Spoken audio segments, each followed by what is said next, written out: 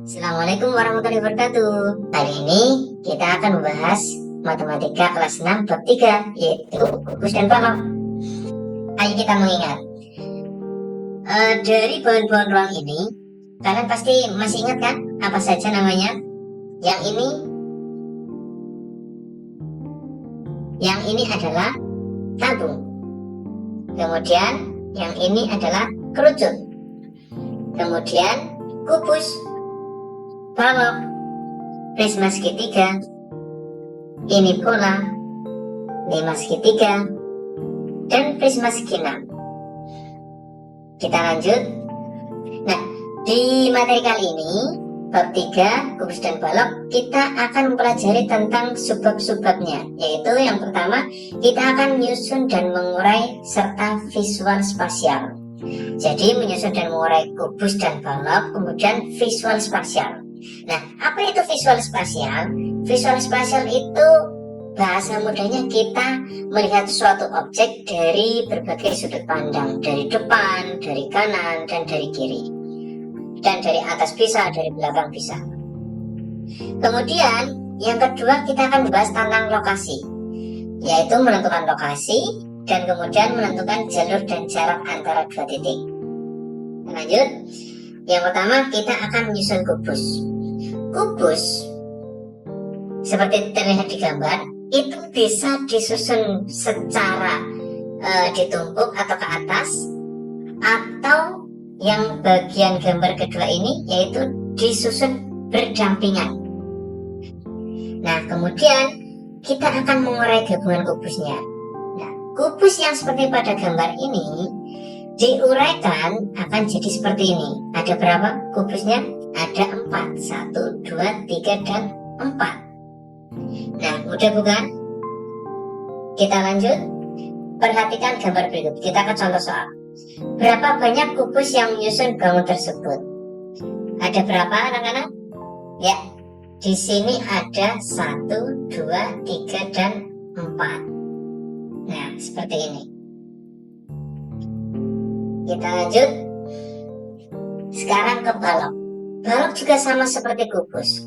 Balok itu bisa disusun secara ditumpuk, dan satunya bisa disusun secara berdampingan. Sama dengan kubus, hanya beda bangun ruangnya. Kemudian kita akan mencoba mengurai gabungan balok. Balok yang seperti ini ketika diuraikan akan bentuknya seperti ini. Ada 1, 2, dan 3. Bangun tersebut dapat diuraikan menjadi 3 balok karena yang disusun ada 3 balok. Kita lanjut, kita ke contoh soal. Gambar yang ada di tampilan layar kalian itu ada warna-warni. Ada 1, 2, 3, dan 4. Menurut kalian ada berapa banyak balok yang menyusun bangun tersebut? Di sini kita sudah bisa menentukan jawabannya berdasarkan gambarnya. Ketika gambar ini adalah mewakili satu balok, maka bisa diuraikan berdasarkan warnanya.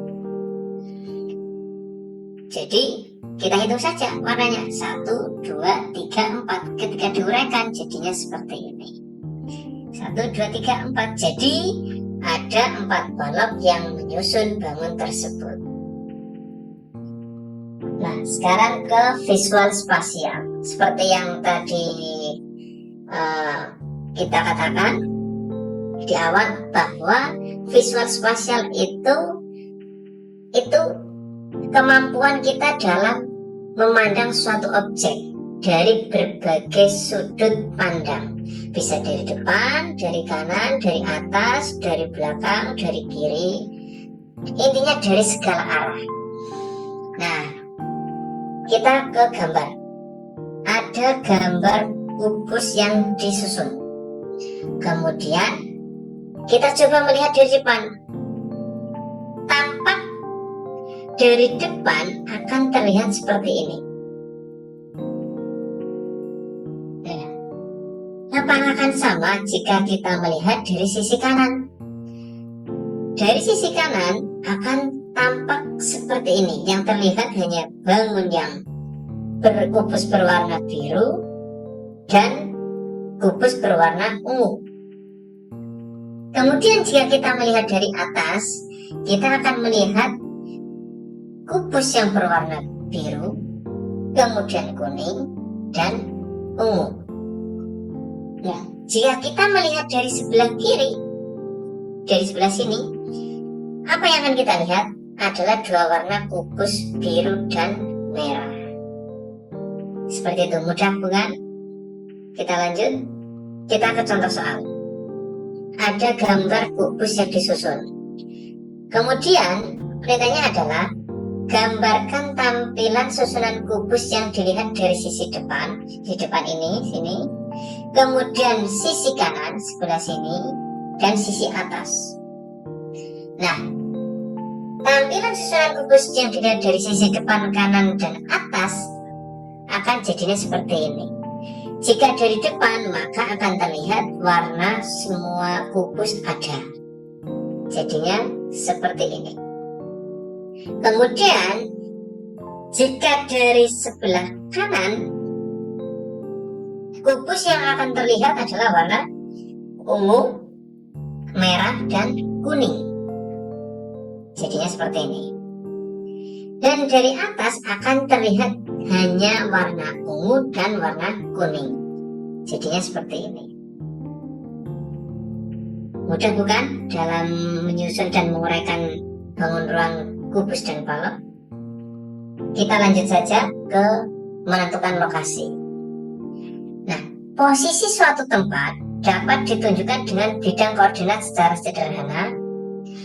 Perhatikan gambar di bawah ini. Maaf, ini di samping, di bawah ini. Pada sumbu mendatar itu ini A, B, C, D, E, F sampai C. Dan sumbu tegak atau vertikal ke atas 1 sampai 7 yang diberi kode dengan bilangan. Setiap potongan garis vertikal dan horizontal dapat disebutkan dengan pasangan garis yang berpotongan. Maksudnya bagaimana? Maksudnya seperti ini. Jika lokasi rumahmu ada di sini, maka kamu tinggal melihat sumbu horizontalnya itu ada di huruf apa. Ini kan berarti D. Dan vertikalnya apa? Ini 3. Berarti titik lokasi A itu ada di D3. Ini D ya. Nah, itu yang dimaksud dengan setiap potongan garis vertikal dan horizontal dapat disebutkan dengan pasangan garis yang berpotongan. Kita lanjut. Kita ke contoh soal. Tentukan posisi titik A dan titik B pada bidang koordinat tersebut. Ini A, ini B. Maka yang A adalah C4. Ini. Kemudian yang B adalah G3. Ini. Mudah bukan? Bagaimana kalau yang ada di sini? Misalnya ini C. Titik lokasi C adalah G6. Seperti itu. Mudah bukan? Kita lanjut. Kita akan menentukan jalur dan jarak antara dua titik. Seperti kalian berangkat ke sekolah dari rumah ke sekolahan. Nah, yang pertama, jalur yang dilalui dua titik. Jika diketahui titik awal dan titik akhir, dapat ditentukan jalur yang dapat dilalui. Gambar di samping ini gambarnya merupakan jalur yang dilalui dari Bank E5 ke pasar I2. Nah, jalur dari bank ke pasar 3 kotak bawah dan 4 kotak ke kanan. Apakah ini harus ke bawah, ini ke kanan? Boleh tidak jika kita ke kanan terlebih dahulu, setelah itu ke bawah? Boleh, sama saja. Jadi jalur dari bank ke pasar ada 1, 2, 3, 4 kotak ke kanan dan 3 kotak ke bawah, sama saja seperti itu. Kemudian kita ke jarak antara 2 titik. Jarak terpendek adalah jarak horizontal ditambah jarak vertikal, ya. Kemudian kita ke contoh soal. Ini ada rumah Emma mau ke sekolah. Nah, posisi rumah si Emma itu ada di C2. Kemudian posisi sekolah ada di G5. Maka jarak dari C ke G, ini C ke G itu ada 4 petak. 1, 2, 3, 4. Kemudian jarak vertikalnya itu ada 1, 2, 3.